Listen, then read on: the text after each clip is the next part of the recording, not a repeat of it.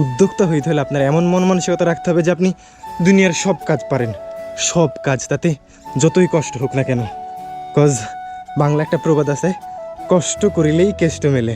So if you want to taste the Keshto then you have to do the কষ্ট, seriously. আসসালামু আলাইকুম, সবাইকে স্বাগত জানাচ্ছি। আমি আপনাদের মিজি ভাই সায়েম। আশা করছি সবাই ভালো আছেন। আলহামদুলিল্লাহ আমিও ভালো আছি। অ্যান্ড আপনারা সবাই জানেন যে আমি একটা চ্যালেঞ্জ নিয়ে এগোচ্ছি। অ্যান্ড আজকে হচ্ছে ওইটার দ্বিতীয় দিন। অ্যান্ড আজকের দিনে হচ্ছে আমি আমার এই কাঠের খুঁড়িগুলো হচ্ছে গিয়ে বাজারে নিয়ে যাব,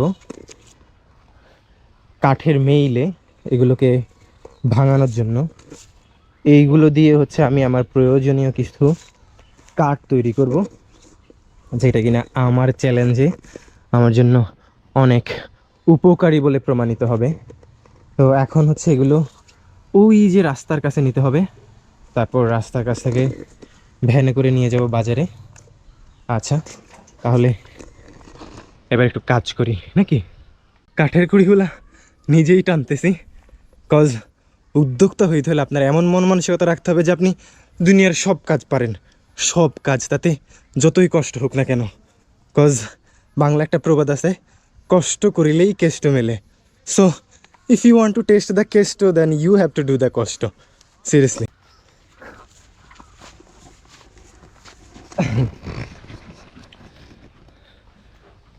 আলহামদুলিল্লাহ, কাজের ফাঁকেই হচ্ছে আবার আজকে আমাদের বাগান বাড়িতে পেছনের যে পুষ্করিণীটা ছিল সেটাতে হচ্ছে কিছু মাছের পোনা ছেড়ে দিয়েছি। অ্যান্ড আরেকটা জিনিস যেটার জন্য আবার আলহামদুলিল্লাহ বলি, সেটা হচ্ছে এবার হচ্ছে গিয়ে মাছ ফালায় বা মাছের পোনা ফালায় আমি প্রতারিত হই নাই। ঠিকঠাক মতোই মাছের পোনাগুলো এবার পুষ্করিণীতে ফেলানো হয়েছে, কোনো চুরি চামারি ছিল না। তো বিষয়টা খুবই ভাল লাগলো। খুঁড়ি নেওয়া মোটামুটি শেষ, আরও একটা দুইটা বাকি আছে। আর ভ্যানওয়ালারে ফোন দিতে হবে, কারণ এগুলো তো বাজারে আবার নিয়ে যাইতে হবে।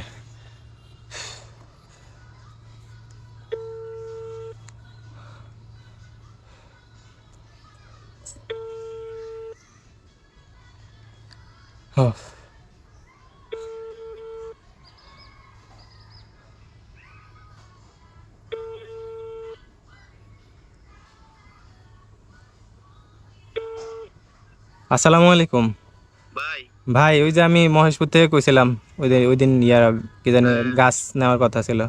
অন কি? হ্যাঁ ভাই। আল্লাহ, আমি আর গাছ রাস্তাত নিয়ে থেছি ভাই।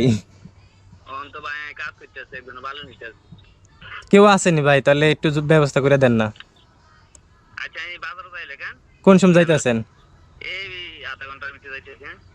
আচ্ছা ভাই, নাহলে তো আবার বিপদে হয়ে যায়। আচ্ছা, আপনারা জানেন আমি দেখি কাউরে হাইনি। হ্যাঁ, আমি ফাইলে আপনারা অবশ্যই জানাম, কিন্তু আপনি দেখেন ভাই। আচ্ছা ঠিক আছে। এর ভিতরে অবস্থা, তবে কিছু করার নাই। আমার একদিন আগে কাট নেওয়ার কথা ছিল, একদিন লেট হয়ে গেছে। বেচারা তো বেচারার কাজ করবে, স্বাভাবিক।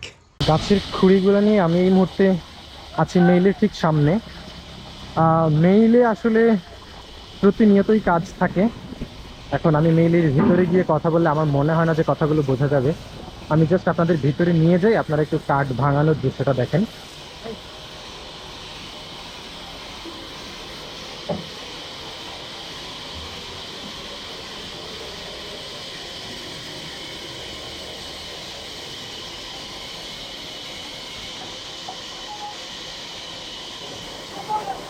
এইটা মূলত হচ্ছে গিয়ে বড় যে কাঠের খুঁড়িগুলো থাকে সেগুলোকে এখানে ছোটো ছোটো আকার দেওয়া হয়।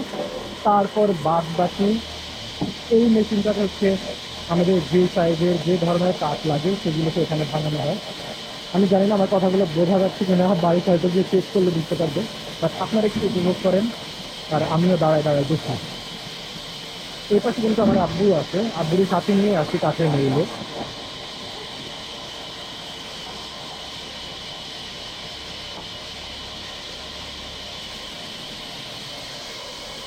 আর এইখানে হচ্ছে আমি আছি, অন্ধকারে আমার চোখটা দেখা যাচ্ছে না।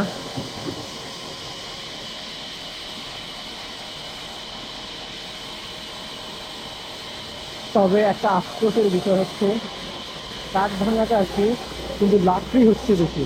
এই যে এখানে